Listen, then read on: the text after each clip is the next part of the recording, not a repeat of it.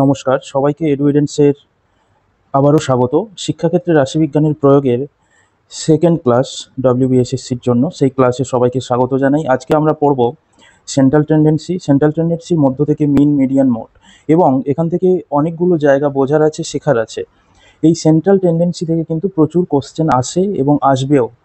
আমরা যদি প্রত্যেকটা জিনিস ধরে ধরে ভালো করে বুঝে নিই তাহলে কিন্তু আর কোনো রকম অসুবিধা থাকার কথা নয়। তাই আমরা প্রত্যেকটা জিনিস ভালো করে বুঝবো এবং মন দিয়ে প্রত্যেকটা জিনিস দেখতে হবে। প্রয়োজনে যখন ভিডিও দেখবে খাতা পেন নিয়ে তোমরা নোট করে নিতে পারো। খাতা পেন নিয়ে যদি নোট করে নাও তোমাদের আরও সুবিধা হবে মনে রাখতে এবং পরবর্তীকালে রিভিশন করতে, অথবা তোমরা পরবর্তীকালে আবার ভিডিওটা দেখতে পারো।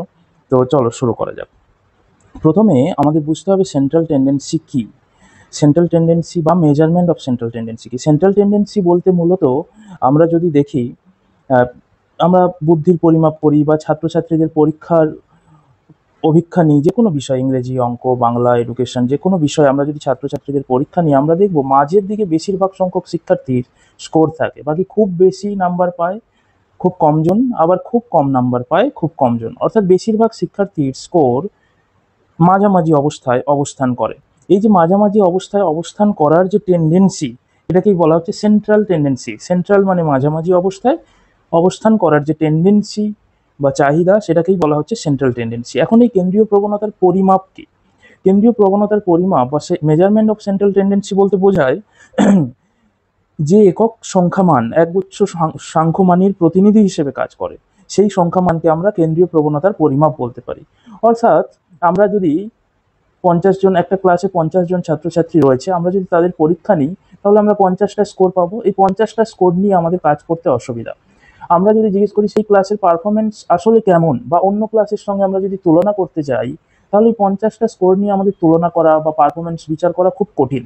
তাই এই 50টা স্কোরকে যখন একটা প্রতিনিধিমূলক স্কোরে প্রকাশ করব, 50টা স্কোরকে যখন একটা মাত্র স্কোরে প্রকাশ করব এবং সেই একটা স্কোরই সমস্ত, অর্থাৎ 50টা স্কোরেরই প্রতিনিধি হিসেবে কাজ করবে, তখন সেই সংখ্যামানকে, অর্থাৎ ওই একমাত্র সংখ্যামানকে আমরা কেন্দ্রীয় প্রবণতার পরিমাপ বলবো।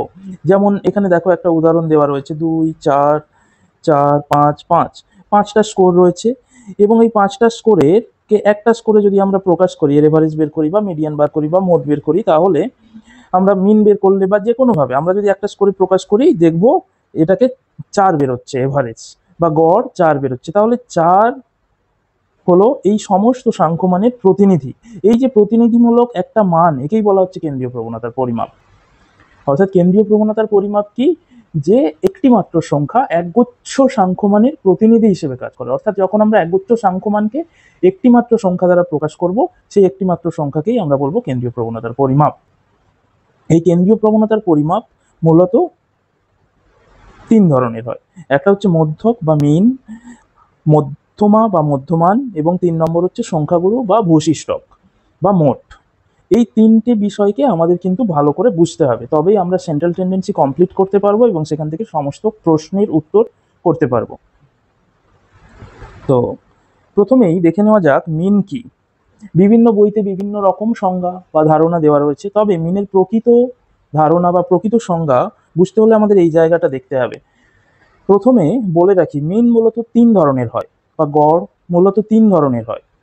কি কি? গাণিতিক গড় বা যৌগিক গড় বা অ্যারিথমেটিক মিন, তারপর হচ্ছে গুণোত্তর গড় বা জিওমেট্রিক মিন, এবং বিবর্ত যৌগিক গড় বা হারমোনিক মিন। আমরা মূলত শিক্ষাবিজ্ঞানে অ্যারিথমেটিক মিন নিয়েই কাজ করি, তাই এই অ্যারিথমেটিক মিন নিয়েই আমরা আলোচনা করব এবং সেই মিনটাকেই আমরা বুঝতে হবে। আমরা যদি মিন বলি শুধুমাত্র ধরে নিতে হবে আমরা শিক্ষাবিজ্ঞানে অ্যারিথমেটিক মিনের কথা বলছি। এখন এই মিন কি, মিনের এই কনসেপ্টটা জানাও খুব দরকার, কারণ অনেক সময় প্রশ্ন আসে মিনের সংজ্ঞা থেকে। এই সংজ্ঞাটা অনেকেই পারে না বলতে, বা অনেকেই বিভিন্নভাবে মিনের সূত্রকে সংজ্ঞা বলে ধরে নেয়। যেভাবে মিন বার করানো হয় সেই পদ্ধতিকে আমরা অনেক সময় সংজ্ঞা বলে ধরে নিই, কিন্তু আসলে মিনের সংজ্ঞাটা একটু অন্যরকম। কি বলা হচ্ছে? বলা হচ্ছে কেন্দ্রীয় প্রবণতার 3 প্রকার পরিমাপের মধ্যে গাণিতিক গড় সবচেয়ে সহজ ও ব্যবহার উপযোগী পরিমাপ। বেশ, বোঝা গেল। এখন মিনের এই সংজ্ঞাতে কি বলা হচ্ছে? একই জাতীয় কয়েকটি অসম বস্তুর, দেখো বোল্ড করা আছে, একই জাতীয় কয়েকটি অসম বস্তুর পরিমাপের সমতা যে সাংখ্যমানের দ্বারা পরিবেশন করা হয় তাই হলো গাণিতিক গড়।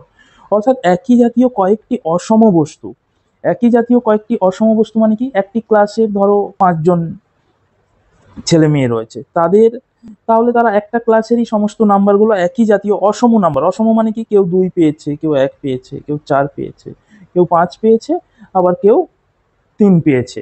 তাহলে কি দেখো, অসম কতকগুলো সাংখ্যমান, তাদেরকে যখন একটি সমান সাংখ্যমানে প্রকাশ করব, সমান সাংখ্যমান করতে হলে কি করতে হবে, এর মিন বের করতে দিতে হবে।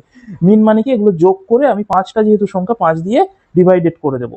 তাহলে আমি যদি 2 প্লাস 1 প্লাস 4 প্লাস 5 প্লাস 3 করি, কত হবে, সেটাকে 5 দিয়ে ডিভাইডেড করে দেবো।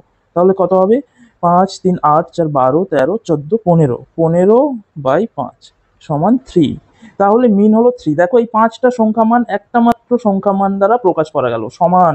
অর্থাৎ এই স্কোরগুলোকে আমি সমানভাবে ওজন করতে পারছি। এখন প্রত্যেকটা স্কোর কি হয়ে গেল, 3 3 3 3, সমান করে দিলাম প্রত্যেকটা স্কোরকে। তাহলে কি হলো, কয়েকটি অসম সাংখ্যমানকে যখন একটি সমান সাংখ্যমানে প্রকাশ করা হয় বা তাদের সমতা প্রকাশ করা হয় যে সাংখ্যমানের দ্বারা, তাকে বলা হচ্ছে গড়।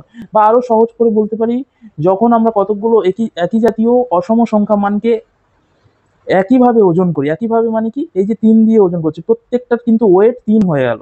যার 2 ভ্যালু ছিল তারও 3 হয়ে গেল, যার 1 ভ্যালু ছিল তারও 3। দেখো, এই 5টা 3 যোগ করো, 15 হয়ে যাবে, 3 5 15। তাহলে প্রত্যেকটা স্কোরকে আমরা সমানভাবে ওজন করতে পারছি, সমানভাবে প্রকাশ করতে পারছি, তখনই তাকে আমরা বলছি মিন। যখন প্রত্যেকটা স্কোরকে আমরা সমানভাবে প্রকাশ করতে পারবো, সমমানে প্রকাশ করতে পারবো, প্রত্যেকটা স্কোরের ওয়েট বা ওজন সমান হিসেবে দেখাতে পারবো, তখন তাকে আমরা বলবো মিন। এটাই হচ্ছে মিনের ধারণা। এখন মিন কিভাবে করতে হবে আমরা দেখলাম, আমরা আরো দেখব। তার আগে যেটা সব থেকে ইম্পর্টেন্ট, মিনের কিভাবে করতে হবে সেটা তো ইম্পর্টেন্ট বটেই, কিন্তু এই জায়গাটা আমরা অনেকে উপেক্ষা করি, সেটা হচ্ছে মিনের ধর্ম। এখান থেকে কিন্তু প্রচুর প্রশ্ন আসে এবং এই জায়গাটা বোঝা খুব দরকার। মিনের ধর্ম বা গড়ের ধর্মে কি বলা হচ্ছে, স্কোরের মানগুলি থেকে তাদের গড়ের পার্থক্যের সমষ্টি শূন্য হবে। স্কোরের মানগুলি থেকে তাদের গড়ের পার্থক্যের সমষ্টি শূন্য হবে। তাহলে কি, একটু আগে আমরা যেটা করছিলাম কি ছিল, 2 1 4 5 3, আমরা যদি এখানে লিখি স্কোর, স্কোর 2 1 5 3, 2 1 5 3 4, এই তো 5টা নাম্বার। এর এভারেজ কত আমরা বের করেছিলাম, 3 বের করেছিলাম, মিন 3 বের করেছিলাম। কি বলা হচ্ছে, স্কোরের মানগুলি থেকে তাদের গড়ের পার্থক্যের সমষ্টি। তাহলে এই প্রত্যেকটা স্কোর থেকে যদি তাদের গড়ের পার্থক্য মানে কি, গড়কে মাইনাস করে দিলাম। প্রত্যেকটা বলা হচ্ছে স্কোরের মানগুলি থেকে, এগুলো স্কোরের মান 2 1 5 3 4 থেকে তাদের গড়ের পার্থক্য, গড়ের পার্থক্য করছি এবার, অর্থাৎ গড়কে মাইনাস করে দিচ্ছি। এটা মিন। মাইনাস করলে কত হবে, প্রথমে 2 - 3 মানে -1, 1 - 3 মানে -2, 5 - 3 মানে 2, 3 - 3 0, 4 - 3 1। বলা হচ্ছে স্কোরের মানগুলি থেকে তাদের গড়ের পার্থক্যের সমষ্টি, গড়ের পার্থক্য এগুলো, -1 -2 2 0 1, তাদের সমষ্টি, সমষ্টি মানে যোগ, এটা সামেশন সাইন মানে যোগ করব। যোগ করলে কি বলা হচ্ছে, সমষ্টি সবসময় শূন্য হবে। দেখি হচ্ছে কিনা, -2 ছিল আর +2, -2 +2 কেটে গেল, এখানে +1 -1 কেটে গেল, 0 পড়ে থাকলো। তাহলে দেখো, তাহলে স্কোরের মানগুলির থেকে তাদের গড়ের পার্থক্যের সমষ্টি শূন্য হবে সব সময়। এটা মিনের ধর্ম। অর্থাৎ তুমি যে কোনো স্কোর নিয়ে নাও, সেখান থেকে গড় বের করো এবং প্রত্যেকটা স্কোর থেকে গড় মাইনাস করে যেটা পাবে তাদের যোগফল সবসময় শূন্য হবে। সেই জন্যই এটা একটা মিনের ধর্ম, স্কোরের মানগুলি থেকে তাদের গড়ের পার্থক্যের সমষ্টি সবসময় শূন্য হবে। আর কি ধর্ম রয়েছে, একটি স্কোরের পরিবর্তন হলে গড়ের পরিবর্তন হয়। আমরা যদি একটা মাত্র স্কোরের পরিবর্তন করে দিই, ধরো এখানে 2 1 5 3 4 ছিল, তাহলেই কিন্তু গড়ও চেঞ্জ হয়ে যাবে। 2 1 5 3 4, আমরা দেখি পরিবর্তন করে, 2 একটাও, একটা আর আমরা রাখলাম না, একটাকে আমরা করে দিলাম 6, 2 6 5 3 4, বাকিগুলো একই রাখলাম, শুধুমাত্র আমরা একটি মাত্র স্কোরের পরিবর্তন করলাম। বলা হচ্ছে একটি মাত্র স্কোরের পরিবর্তন করলেও কিন্তু গড়ের পরিবর্তন হবে। তো একটি মাত্র স্কোরের আমরা পরিবর্তন করলাম, আমরা দেখি গড়ের পরিবর্তন হয় কিনা।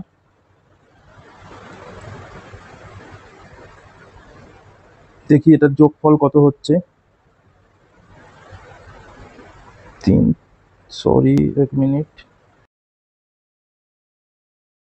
4, যোগফল 6 2 8 8 5 13 14 15 16, 16 4 20, 5টা স্কোর আছে, 20কে 5 দিয়ে ডিভাইডেড করলে কত হবে? 4। দেখো একটা মাত্র স্কোর, একটাকে 6 করে দিচ্ছি, বাকি স্কোরগুলো কিন্তু সেম আছে, গড়ের পরিবর্তন হয়ে গেছে। তুমি যদি যে কোনো গড় আগে ছিল 3, এখন হয়ে গেল 4, অর্থাৎ তুমি যদি যে কোনো একটা স্কোরের পরিবর্তন করো গড়েরও পরিবর্তন হবে।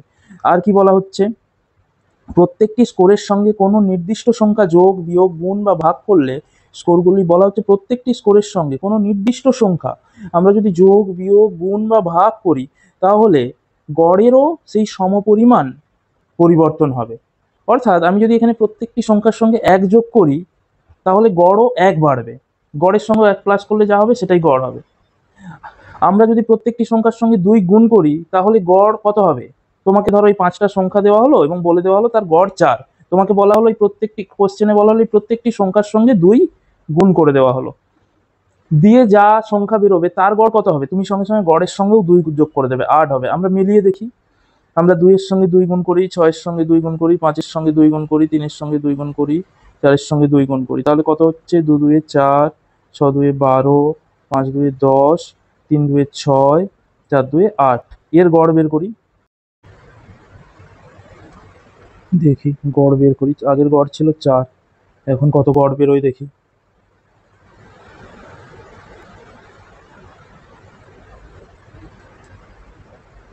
যোগ করব আগে, 12 4 16, 10 26, 26 6 32, 32 8 40, 5 দিয়ে ডিভাইডেড করব, দেখো 5 আসতে 40, তাহলে গড়ের সঙ্গেও 2 গুণ হয়ে গেল, আগে 4 ছিল। অর্থাৎ আমরা প্রত্যেকটা সংখ্যার সঙ্গে একই সংখ্যা গুণ করেছি, তাহলে গড়ও 2 গুণ বেড়ে গেছে। এরকমই আমরা যদি প্রত্যেকটা সংখ্যার সঙ্গে একই সংখ্যা যোগ করি, যদি 2 যোগ করতাম প্রত্যেকটা সংখ্যার সঙ্গে তাহলে গড় কত হতো? গড়ের সঙ্গেও 2 যোগ করলে যা হবে সেটাই, 4 2 6 হতো। আমরা যদি প্রত্যেকটা সংখ্যার সঙ্গে 1 যোগ করে গড় বের করতাম তাহলে গড়ও 1 পরিবর্তন হতো, গড়ের সাথেও প্লাস 1 হতো এবং গড় 5 হতো। করে দেখে নেবে বাড়িতে, একই অ্যান্সার আসবে।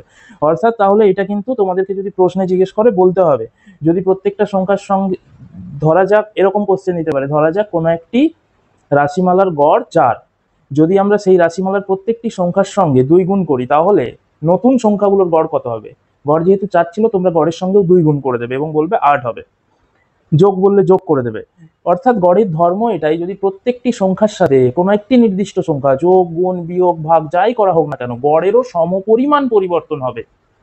অর্থাৎ গড়ের সঙ্গেও সেইটাই মাল্টিপ্লাই হবে বা ডিভাইডেড হবে বা এডিশন হবে বা সাবস্ট্রাকশন হবে এবং গড়েরও সেরকম পরিবর্তন হবে। তোমরা করে দেখতে পারো, বুঝতে পারবে। আর কি ধর্ম দেওয়া থাকছে?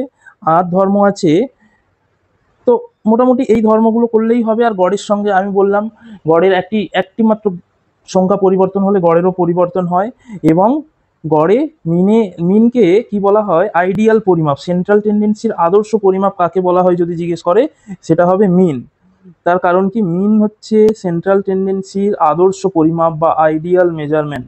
আইডিয়াল মেজারমেন্ট কেন? তার কারণ মিনে প্রত্যেকটা সংখ্যা ব্যবহার হয়, প্রত্যেকটা সংখ্যাই এখানে ব্যবহার হয়। আমরা যদি মিডিয়ান আর বৈশিষ্ট্য বা মোট করি সেখানে দেখবো প্রত্যেকটা সংখ্যা ব্যবহার হচ্ছে না। যেহেতু গড়ে প্রত্যেকটা সংখ্যা ব্যবহার হয় তাই এটাকে আইডিয়াল মেজারমেন্ট বা কেন্দ্রীয় প্রবণতার আদর্শ পরিমাপ বলা হয়, মনে রাখবে। এই যে এবার হচ্ছে গড় নির্ণয় করার পদ্ধতি। আমরা অলরেডি গড় নির্ণয় করে, উদাহরণ দিতে গিয়ে আমি গড় নির্ণয় করে দেখালাম, তাও দেখে নাও। এমনি যদি যোগ করে ভাগ, আমরা জানি যটা সংখ্যা থাকবে সেই সংখ্যা, সমস্ত সংখ্যাগুলো যোগ করে সেই সংখ্যা দিয়ে ভাগ করব। এখানে দেখো 6টা স্কোর আছে, 1 2 3 4 5 6, তাই 6 দিয়ে ভাগ হয়েছে। 7টা সংখ্যা থাকলে 7টা সংখ্যার যোগ হতো এবং 7 দিয়ে ডিভাইডেড করে দেওয়া হতো, যা বেরোতো সেটাই মিন। সেটাকে সূত্রের ভাষায় কি বলে, সূত্রটা মনে রেখো, যদি পরীক্ষায় জিজ্ঞেস করে। এম মানে mean, summation x by n. X মানে এখানে, এম মানে মিন, মনে রেখো এগুলো, পরেও অঙ্ক করতে গেলে কাজে লাগবে। এক্স মানে স্কোর আর এন মানে টোটাল নাম্বার। টোটাল নাম্বার মানে কতগুলো স্কোর আছে, টোটাল সেই নাম্বারটা। তাহলে স্যামেশন এক্স মানে স্কোরগুলোর যোগফল, যতগুলো স্কোর আছে তাদের যোগফল, তাদের যোগ করেছে দেখো 50 plus 55 plus 65 plus 70 plus 85 plus 90। এবং এন মানে টোটাল নাম্বার, টোটাল 6টা নাম্বার আছে, 6 দিয়ে ডিভাইডেড করে দিয়েছে, 415 ডিভাইডেড 6 69.16 হচ্ছে মিন বেরিয়েছে। তো আনগ্রুপ ডেটা যদি থাকে বা অবিন্যস্ত স্কোর যদি থাকে, অর্থাৎ যখন স্কোরগুলো আমি আনগ্রুপ ডেটা, গ্রুপ ডেটা কি আগের ভিডিওতে বা প্রথম ক্লাসে বলেছি, যারা দেখোনি দেখে নিতে পারো, তাহলে ক্লিয়ার হয়ে যাবে বেসিক কনসেপ্টগুলো। তো এরকম আনগ্রুপ ডেটাতে মিন থাকলে, অর্থাৎ যখন স্কোরগুলো এইভাবে থাকবে, যখন গ্রুপের মধ্যে থাকবে না, ফ্রিকোয়েন্সি টেবিলের মধ্যে থাকবে না, তখন আমরা এই ফর্মুলার দ্বারা মিন বের করতে পারি, mean equal to summation x by n. এবার যদি গ্রুপ ডেটাতে থাকে, গ্রুপ ডেটা আমরা এইভাবে করি, কিভাবে ট্যালি করে আমরা এরকম গ্রুপ ডেটায় আনগ্রুপ ডেটাকে পরিবর্তন করতে পারি, এটা আগের ক্লাসে বলেছি, তোমরা দেখে নেবে। যদি গ্রুপ ডেটাতে থাকে মিন, তার একটা ফর্মুলা হলো এটা, summation f x by n. Summation মানে আমি আগেই বললাম মিন মানে গড়, এম মানে মিন, এফ মানে এখানে ফ্রিকোয়েন্সি বা পরিসংখ্যা, আর স্মল এক্স মানে হচ্ছে স্কোরও বলতে পারি, এখানে আমরা ক্যাপিটাল এক্সও লিখতে পারি। এক্স মানে স্কোর বললাম। যখন গ্রুপ ডেটাতে থাকবে তখন তো একটা শ্রেণীর মধ্যে অনেকগুলো স্কোর আছে, তাহলে কোন স্কোরটাকে আমরা ধরবো? তাদের মিড পয়েন্ট কিভাবে বের করা হয় এটাও আমি আগের ক্লাসে বলেছি। তাদের মিড পয়েন্টকে আমরা কিন্তু সেই শ্রেণীর আমরা প্রতিনিধি মান বা স্কোর হিসেবে ধরে নেব। এটা স্যামেশন এফ এক্স, এভাবেও বড় হাতেরও ক্যাপিটাল এক্সও লেখা যায়, বাই এন। এক্স মানে স্কোর, বা এখানে গ্রুপ ডেটার ক্ষেত্রে স্কোর হচ্ছে মিড পয়েন্ট, এটা মাথায় রাখবে। গ্রুপ ডেটার ক্ষেত্রে প্রত্যেকটা শ্রেণীর প্রতিনিধিমূলক স্কোর হচ্ছে মিড পয়েন্ট, কারণ একটা শ্রেণীতে অনেকগুলো স্কোর রয়েছে, তাই তাদের মিড পয়েন্টকে আমরা স্কোর হিসেবে ধরে নিই। তাহলে কি স্যামেশন এফ এক্স, আর এফ এক্স মানে কি? এফ মানে বললাম ফ্রিকোয়েন্সি, এক্স মানে মিড পয়েন্ট বা স্কোর। তাহলে কি এফ এক্স মানে হচ্ছে এফ ইন্টু এক্স, দেখো এফ আর এক্স কে এখানে মাল্টিপ্লাই করে দেওয়া হয়েছে, মধ্যমান ইন্টু পরিসংখ্যা। অর্থাৎ এই যে এক্স, মধ্যমান মিড পয়েন্ট বা স্কোর, এবং এফ, এই দুটোর গুণ করে দিয়ে যা পাওয়া গেছে সেটা হচ্ছে এফ এক্স। তাহলে স্যামেশন এফ এক্স মানে কি? এই যে এফ এক্স, যতগুলো এফ এক্স পাওয়া গেল তার সামেশন, মানে তার যোগফল, সেগুলোকে এখানে টোটাল করে দেওয়া হয়েছে। আর এন মানে আমি আগেই বললাম টোটাল নাম্বার যতগুলো আছে সেটাই হচ্ছে এন। এন কোত্থেকে পাবো? এই ফ্রিকোয়েন্সি গুলোকে প্লাস করে দিলে যেটা পাবো গ্রুপ ডেটার ক্ষেত্রে, সেটাকে আমরা বলি টোটাল নাম্বার বা এন। এখানে ফ্রিকোয়েন্সি কিভাবে বের করাতে হয় আমি আগের ভিডিওতে দেখিয়েছি। ফ্রিকোয়েন্সি 1 2 4 3 6 9 5 4 2 2 2 প্লাস করে 40 পাওয়া গেছে, অর্থাৎ টোটাল অফ ফ্রিকোয়েন্সি বা টোটাল নাম্বার হচ্ছে এন। তাহলে summation f x divided by n, তাহলে কি হবে? এই যে স্যামেশন এফ এক্স কত বেরিয়েছে? 4240, আর এন বেরিয়েছে 40। তাহলে সেটাকে ডিভাইডেড করে দিলে যা বেরোবে গ্রুপ ডেটার ক্ষেত্রে মিন তাই 106। গ্রুপ ডেটার ক্ষেত্রে আরও একভাবে মিন বের করা যায়, এইভাবে। তার ফর্মুলা হচ্ছে A M plus summation f x dash by n into i. এটাকে এখানে এরা অন্যভাবে লিখেছে, এরা এভাবে লেখে আর কি, এ এম এভাবেও লেখে, plus c into i. C i মানে সি ইন্টু আই। এখানে সি এর মানে হচ্ছে এইটা, summation f x dash by n, অর্থাৎ আমি এখানে লিখে দিচ্ছি c equal to summation f x dash by n. তাই আমি ডাইরেক্ট বললাম A M plus summation f x dash by n into i. এভাবেও আমরা গ্রুপ ডেটার ক্ষেত্রে গড় বের করতে পারি। তো এখানে জাস্ট ফর্মুলাটা মনে রেখো, আমি করে দেখাচ্ছি না। আচ্ছা ঠিক আছে, একটুখানি বলে দিচ্ছি। এম মানে কি? এম মানে হচ্ছে কল্পিত গড়। তোমাকে আগে গড় বা মিনটা কল্পনা করে নিতে হবে। কোথায় কল্পনা করবে? যে কোনো শ্রেণীতে কল্পনা করতে পারো। জেনারেলি মাঝের শ্রেণীতে কল্পনা করা হয়, অর্থাৎ এখানে মাঝের শ্রেণী কোনটা? কটা শ্রেণী আছে? 1 2 3 4 5 6 7 8 9 10 11টা শ্রেণী আছে। তার মানে নিচের দিকে 5টা বাদ যাবে, উপর দিকে 5টা, মাঝের শ্রেণী হচ্ছে এইটা। তাহলে এখানে আমরা কল্পনা করে নেব যে মিন হবে। এখানে কোনটা মিন হিসেবে কল্পনা করব? Mid point. আমি বললাম প্রত্যেকটা শ্রেণীর প্রতিনিধি হচ্ছে তার মিড পয়েন্ট, তাহলে 106কে আমরা অ্যাজিউম মিন ধরে নেব, কল্পিত গড় ধরে নেব। তাহলে এম হয়ে গেল 106, প্লাস এখন স্যামেশন এফ এক্স, স্যামেশন মানে আমি বললাম যোগফল, এফ মানে ফ্রিকোয়েন্সি, আর এক্স ড্যাশ ওটা ছিল শুধু এক্স মানে স্কোর, এখানে এক্স ড্যাশ মানে বিচ্যুতি। বিচ্যুতি মানে কি? বিচ্যুতি মানে হচ্ছে আমরা যেখানে মিন ধরেছি সেখানে আমরা বসাবো জিরো। বিচ্যুতি কিভাবে বেরোবে? যেখানে মিন ধরেছি, অ্যাজিউম মিন ধরেছি, এই যে এই শ্রেণীটার এক্স ড্যাশে আমরা প্রথমে জিরো বসিয়ে দেবো, তারপর ছোটোর দিকে আমরা এভাবে বসাবো -1 -2 -3 -4 -5, আরও শ্রেণী থাকলে -6 হতো, আর বড়োর দিকে আমরা বসাবো +1, অর্থাৎ যেদিকে বড় শ্রেণী আছে 108 110 111 113 +2 +3 +4 +5, তাহলে কিন্তু এক্স ড্যাশ বেরিয়ে গেল, বিচ্যুতি বেরিয়ে গেল। এক্স ড্যাশ এভাবে বের করা হয়, অর্থাৎ যেখানে অ্যাজিউমেন্ট ধরলাম ঠিক সেই শ্রেণীর সোজা জিরো বসানো হয়, এবং তার ছোটোর দিকে আমরা ছোট শ্রেণীগুলোর দিকে পরপর -1 -2 -3 -4 5 6 যা হবে মাইনাসে এভাবে বসিয়ে দেবো, আর বড় শ্রেণীগুলোর দিকে প্লাসে বসিয়ে যাবো। এক্স ড্যাশ বেরিয়ে গেল। এবার আমাদের সূত্রে আছে এফ এক্স ড্যাশ, অর্থাৎ এফ ইন্টু এক্স ড্যাশ, সেটা এখানে বের করানো হয়েছে। এফ ইন্টু এক্স ড্যাশ অর্থাৎ 1-এর সঙ্গে -5 এর মাল্টিপ্লাই হয়েছে, 2-এর সঙ্গে -4 এর মাল্টিপ্লাই হয়েছে, তাহলেই তো এফ এক্স ড্যাশ বেরোবে এফ ইন্টু এক্স ড্যাশ করলে। এভাবে এফ এক্স ড্যাশ বেরিয়ে গেছে। এবার আমাদের আছে সামেশন এফ এক্স ড্যাশ, মানে total of F x dash. Total of F x dash বেরিয়েছে জিরো, অর্থাৎ এই সবগুলো যোগ করে হয়েছে জিরো। তাহলে এফ এক্স ড্যাশ হয়ে গেল জিরো। আর এন মানে আমি আগেই বললাম টোটাল নাম্বার কিভাবে পাবো? সমস্ত ফ্রিকোয়েন্সিগুলো যোগ করলে, ফ্রিকোয়েন্সি যোগ করে 40 বেরিয়েছে, দেখো সেখানেও 40 ছিল।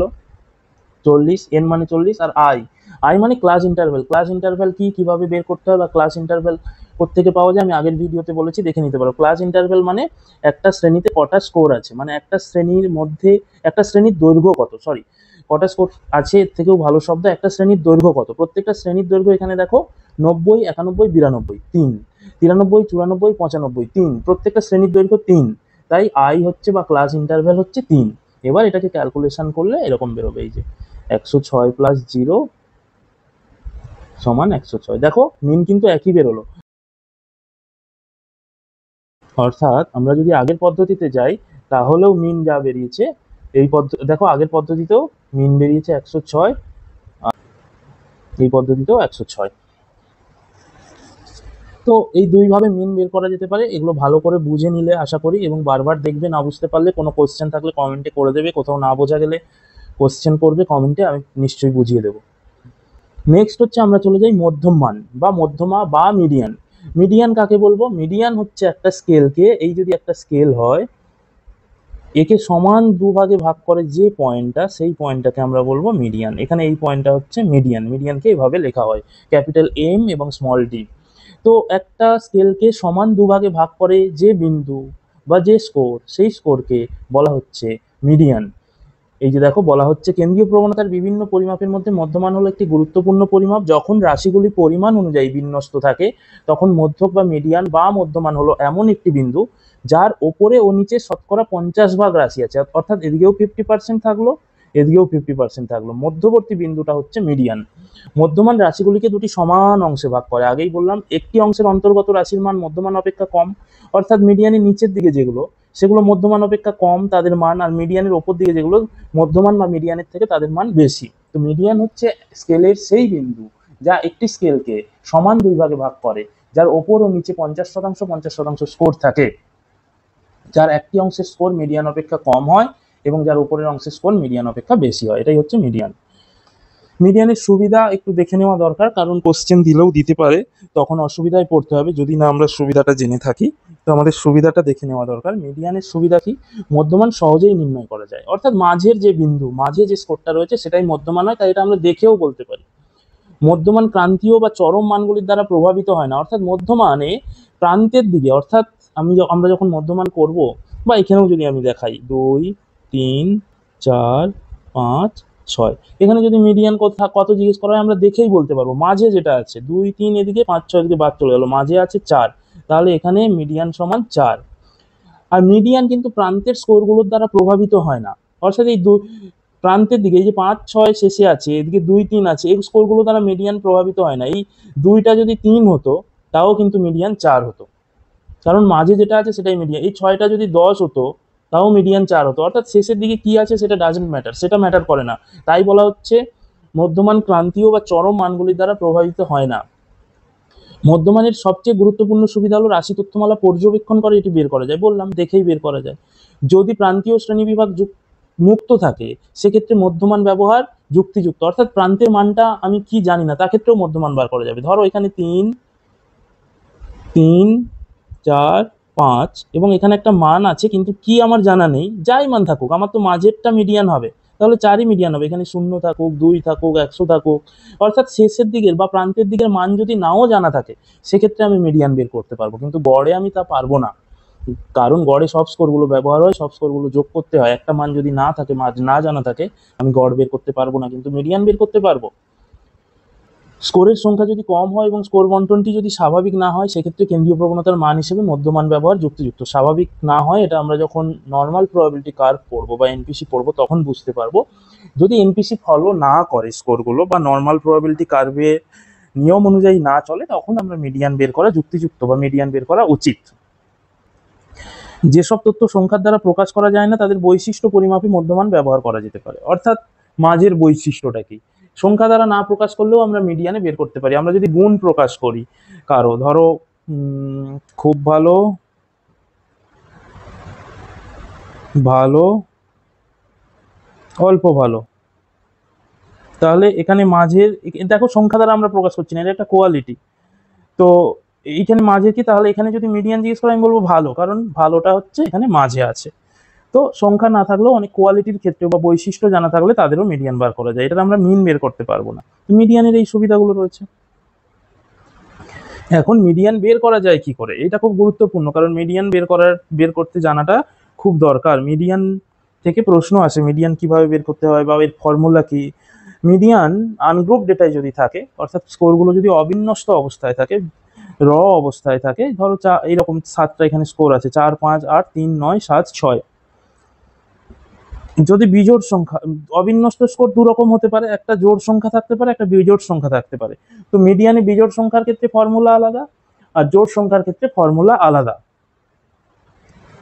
বিজোড় সংখ্যা মানে কি, এখানে দেখো 7টা সংখ্যা আছে, 1, 2, 3, 4, 5, 6, 7। 7টা সংখ্যা যেহেতু আছে তাই আমরা বলছি বিজোড় সংখ্যা আছে। যদি 8টা সংখ্যা থাকতো তাহলে বলতাম জোড় সংখ্যা আছে। তো যদি এরকম বিজোড় সংখ্যা থাকে তখন কিভাবে মিডিয়ান বের করবো, তার ফর্মুলা হচ্ছে n+1/2 তমপদ। দেখো এখানে লেখা আছে। প্রথম কাজ, তার আগে ওই সূত্রে যাওয়ার আগে কি হবে, প্রথমে ছোট থেকে বড় সংখ্যাগুলি বিন্যস্ত করতে হবে। অর্থাৎ যাই সংখ্যা থাকুক, যোগ বা বিজোড়, আমরা সেগুলো ছোট থেকে বড় সাজিয়ে নেব আগে। দেখো ছোট থেকে বড় সাজিয়ে নিয়েছে, 3, 4, 5, 6, 7, 8। এইভাবে ছোট থেকে বড় সাজিয়ে নেওয়ার পর আমরা সূত্রে যাব। যদি বিজোড় হয়, আমরা দেখতে পাচ্ছি এখানে বিজোড় 3, 3, 6, 6টা স্কোর। এখানে আরেকটা হতো, এখানে 9 হতো, এখানে 9 আছে, এটা মিস্টেক আছে। অর্থাৎ এটা যদি ছোট থেকে বড় সাজাই হবে 3, 4, 5, 6, 7, 8, 9। এই বিজোড় সংখ্যা হলে সূত্র হচ্ছে n+1/2 তমপদ। তোমাদের যদি কোশ্চেনে জিজ্ঞেস করে এরকম সংখ্যা দিয়ে মিডিয়ান কত, তোমরা দেখেও বলতে পারবে যদি বিজোড় সংখ্যা দেয়। মাঝেরটা, এদিকে 3টে বাদ গেল, এদিকে 3টে বাদ গেল, মাঝে কত আছে, 6 আছে, তাহলে এটাই কিন্তু মিডিয়ান। তো আমরা ফর্মুলা দিয়েও দেখি সেম অ্যান্সার আসছে কিনা। n+1/2 তমপদ, n মানে আমি বললাম টোটাল নাম্বার, টোটাল নাম্বার মানে কতগুলো স্কোর আছে, তাহলে n হচ্ছে এখানে 7, 7 + 1/2 তমপদ। তাহলে কত, 7 + 8, 8/2 তমপদ। তাহলে 8/2 কত হয়, 4, 4 তমপদ। দেখো 4 তমপদ, 4 তমপদ মানে কত, 6। কারণ দেখো 4 তমপদ মানে 4 নম্বর সংখ্যাটা কত, 1, 2, 3, 4, 4 নম্বর সংখ্যাটা 6। তুমি যদি ছোট থেকে বড় না সাজাও তাহলে কিন্তু ভুল হয়ে যাবে, তাহলে 4 নম্বর সংখ্যা হচ্ছে 1, 2, 3, 4, 3 হয়ে যাচ্ছে, সেটা হবে না। তোমাকে মিডিয়ানের জন্য আগে ছোট থেকে বড় সাজিয়ে নিতে হবে, তারপর মিডিয়ান করতে হবে, তবেই তুমি কিন্তু উত্তর পাবে। তোমরা বিজোড় সংখ্যা থাকলে দেখেও বলতে পারো, আর যদি সূত্র জিজ্ঞেস করে এটা বলতে পারো, n+1/2 তমপদ, যেটা বেরোবে সেই তমপদটা হচ্ছে মিডিয়ান বিজোড় সংখ্যার ক্ষেত্রে। এবার আমরা দেখি জোড় সংখ্যার ক্ষেত্রে। এখানে দেখো 8টা করে দেওয়া হয়েছে, 4, 3, 5, 7, 6, 7, 9, 10, 8টা পদ আছে। প্রথমে এগুলোকে ছোট থেকে বড় সাজিয়ে নিতে হবে। ছোট থেকে বড় আমি সাজিয়ে নিই, যেমন আগে করলাম, 3, 4, 5, 6, 7, আবার 7 আছে, তারপর 9, তারপর 10। ছোট থেকে বড় আমি সাজিয়ে নিলাম। এবার জোড় সংখ্যার ক্ষেত্রে মিডিয়ানের সূত্র কি, জোড় সংখ্যার ক্ষেত্রে মিডিয়ানের সূত্র হচ্ছে, এখানে জোড় সংখ্যা 8টা নাম্বার আছে, তার সূত্র হচ্ছে n/2 তমপদ প্লাস n/2 + 1 তমপদ, n/2 তমপদ এবং n/2 + 1 তমপদ ডিভাইডেড বাই 2। তাহলে n/2 কত, n মানে এখানে কটা নাম্বার আছে, 1, 2, 3, 4, 5, 6, 7, 8, তাহলে 8/2 তমপদ প্লাস n/2 + 1, n/2 মানে 8/2 আমি বললাম, প্লাস 1 তমপদ বাই 2। যদি আমরা করি 8/2 মানে 4 তমপদ, প্লাস এখানেও 8/2, 4 + 1 মানে 5 তমপদ, 5 তমপদ ডিভাইডেড বাই 2। 4 তমপদ কত এখানে দেখে নিই, 1, 2, 3, 4, 4 তমপদ এখানে 6, তাহলে 6 + 5 তমপদ, 1, 2, 3, 4, 5, 7, তাহলে 6 + 7 ডিভাইডেড বাই 2, 713 ডিভাইডেড বাই 2। তাহলে কত হবে, 6.13কে 2 দিয়ে ভাগ করলে 6.5, 6.5 হচ্ছে মিডিয়ান বেরোলো। কেন 6.5, দেখো 6.5ই মাঝে আছে। মিডিয়ান মানে মাঝেরটা, এখানে 8টা সংখ্যা আছে, তার মানে এদিকে 4টা, এদিকে 4টা আমরা যদি বাদ দেই, এই 4টার মাঝে কিছু নেই, 6 এবং 7-এর মাঝে কত আছে, তাহলে 6.5, 6, এবং 7-এর মাঝে কত থাকে আমরা যদি লিখি 6.5 থাকবে, তাই 6.5 হচ্ছে মিডিয়ান। এই ফর্মুলায় তোমরা বের করতে পারো। এখানে অনেকে এরকম ফর্মুলা দেয়, এই ফর্মুলাটাকে একটু ঘুরিয়ে লেখে, এই ফর্মুলা দেখে যাতে না কনফিউজ হও তোমরা, সেই জন্য আমি ওটাও দেখিয়ে দিচ্ছি, ঘাবড়ানোর কিছু নেই, খুবই সোজা। এটাকে এভাবেও অনেকে লিখে, মিডিয়ান ইকুয়াল টু, যাতে ছোট ফর্মুলাটা ছোট করে লিখতে হয়, n1 প্লাস n2 বাই 2। এখানে n1 মানে ওই সেমি, n1 সমান n/2 তম পদ, আর n2 মানে হচ্ছে n/2 প্লাস 1 তম পদ। এইভাবে অঙ্কটা অনেকে করে, তাহলে ছোট করে লিখতে হলো, তার পরের সারিতে চলে আসবে n1 মানে n2 তম পদ, যেটা আমি ডাইরেক্ট লিখেছি, আর n2 মানে n/2 প্লাস 1 তম পদ, যেটা আমি ডাইরেক্ট লিখেছি। তো এভাবেও ফর্মুলা দেওয়া থাকতে পারে, দেখে নেবে। তো জোড় সংখ্যার ক্ষেত্রে কিন্তু আমরা এভাবে মিডিয়ান বের করি। নেক্সট আমরা চলে যাব গ্রুপ ডেটার ক্ষেত্রে। এতক্ষণ মিডিয়ান আমরা বের করছিলাম আনগ্রুপ ডেটার ক্ষেত্রে, এবার গ্রুপ ডেটার ক্ষেত্রে মিডিয়ান কি হবে? গ্রুপ ডেটার ক্ষেত্রে মিডিয়ান হচ্ছে, গ্রুপ ডেটার ক্ষেত্রে মিডিয়ান হবে, মিডিয়ানের ফর্মুলাটা আমরা দেখে নিই, বের না করলেও হবে, কারণ গ্রুপ ডেটা পরীক্ষায় আসবে না, কিন্তু জাস্ট বুঝে রাখার জন্য বলছি। গ্রুপ ডেটার ক্ষেত্রে মিডিয়ান এল মানে lower limit plus n/2 minus, এখানে এফ বি লিখলে ভালো বোঝা যায়, বা এফও লেখে অনেকে, FM divided by FM into i, এভাবে মিডিয়ানের সূত্র করা হয়। অথবা n/2 মাইনাস এফও লেখে divided by FM into i, নিচেরটাকে আবার স্মল এফ লিখে ওপরেরটাকে ক্যাপিটাল এফ লিখে অনেকে, যাই হোক সেটা ব্যাপার নয়, বিষয়গুলো জানার ব্যাপার। এল মানে এখানে হচ্ছে lower limit of median class, median ক্লাসের নিম্ন সীমা, মিডিয়ান ক্লাসের নিম্ন সীমা, এই যে শ্রেণী ব্যবধানে মিডিয়ান আছে তার নিম্ন সীমা, যেটা মিডিয়ান ক্লাস হিসেবে এখানে আসবে তার নিম্ন সীমা। n/2 মানে টোটাল নাম্বার আমি মানেই বললাম ফ্রিকোয়েন্সিগুলোর যোগফল গ্রুপ ডেটার ক্ষেত্রে। তাহলে n/2 মানে হচ্ছে 40/2 সমান 20। অন্যদিকে এফ হচ্ছে বড় এফ বাই, আমি যে এফ বি লিখেছি এর নাম, এর যেটা হচ্ছে total of all frequencies, total of all frequencies before median class, তার মানে মিডিয়ান ক্লাসের আগে যতগুলো শ্রেণী আছে সেই শ্রেণীগুলির ফ্রিকোয়েন্সির যোগফল আমি দেখাচ্ছি। তারপরে আমি লিখেছি FM, মানে frequency of median class, frequency of median class, frequency of median ক্লাসের যে ফ্রিকোয়েন্সি। আই তো মানে আমরা জানি ক্লাস ইন্টারভ্যাল, আই মানে ক্লাস ইন্টারভ্যাল বা শ্রেণী ব্যবধান। শ্রেণী ব্যবধান কি? শ্রেণী ব্যবধান হচ্ছে একটা শ্রেণীতে কতগুলো স্কোর আছে, যে 90, 91, 92, 3 শ্রেণীর দৈর্ঘ্য কত, একটা শ্রেণীর দৈর্ঘ্য, সেটা হচ্ছে ক্লাস ইন্টারভ্যাল। তাহলে প্রথমে সবই বলা হচ্ছে lower limit of median class, median ক্লাসের নিম্ন সীমা, তারপরে total of frequencies of before median ক্লাসের আগের ফ্রিকোয়েন্সিগুলোর যোগফল। FM বলা হচ্ছে frequency of the median class, মানে মিডিয়ান ক্লাসের ফ্রিকোয়েন্সি। তাহলে মিডিয়ান ক্লাস কোনটা, মিডিয়ান শ্রেণী কোনটা, মধ্যম শ্রেণী কোনটা? মধ্যম শ্রেণী হচ্ছে সেই শ্রেণীটা যেখানে n/2 মানে এখানে 20 বেরিয়েছে, যেখানে ফ্রিকোয়েন্সিগুলো যোগ করলে 20 হবে বা 20 ক্রস করে যাবে, সেই শ্রেণীটাকে আমরা মিডিয়ান ক্লাস ধরবো। এখানে আরেকটা কলম করা দরকার মিডিয়ানের ক্ষেত্রে, CMF কিউমুলেটিভ ফ্রিকোয়েন্সি মানে কি, ফ্রিকোয়েন্সিগুলো পরপর যোগ করতে যাওয়া।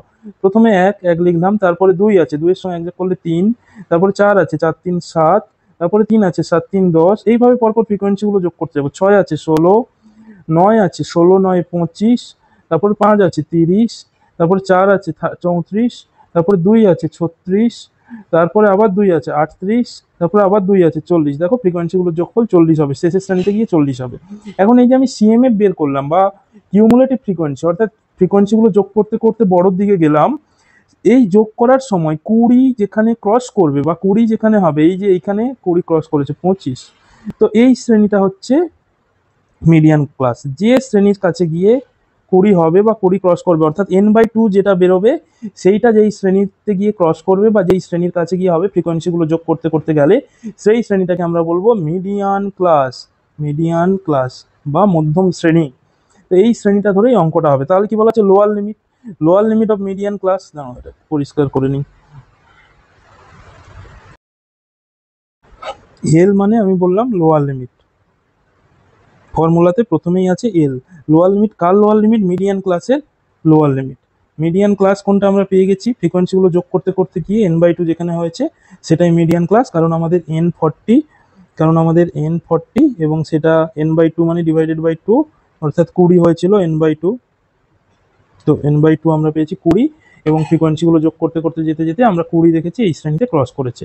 তাহলে ওই শ্রেণীর লোয়ার লিমিট কিভাবে বের করতে হয় আমরা আগের ক্লাসে বলেছি। লোয়ার লিমিট মানে কোনো শ্রেণীর লোয়ার লিমিট মানে সেই শ্রেণীর যে সর্বনিম্ন স্কোর, এখানে এই শ্রেণীর সর্বনিম্ন স্কোর 105, তার থেকে 0.5 মাইনাস করে দিলে 104.5, সেটা হচ্ছে লোয়ার লিমিট। আর আপার লিমিট ওই পার্টিকুলার শ্রেণীর যেটা সর্বোচ্চ স্কোর 107, তার সঙ্গে প্লাস 0.5 করে দিলে 107.5, অর্থাৎ 0.5 বেড়ে যাবে, আর নিচেরটা লোয়ার লিমিট হলে 0.5 কমে যাবে।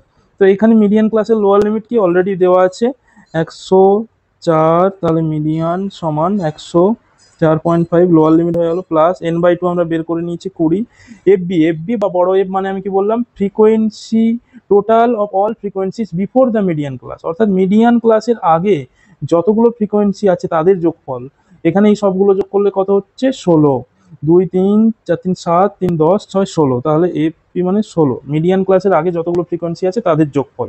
এফএম মানে আমি বললাম ফ্রিকোয়েন্সি অফ দ্য মিডিয়ান ক্লাসের ফ্রিকোয়েন্সি, যে শ্রেণী ব্যবধানে মিডিয়ান আছে সেই শ্রেণীর স্কোর বা ফ্রিকোয়েন্সি, সেই শ্রেণীর ফ্রিকোয়েন্সি হচ্ছে 9, তাহলে এফএম 9।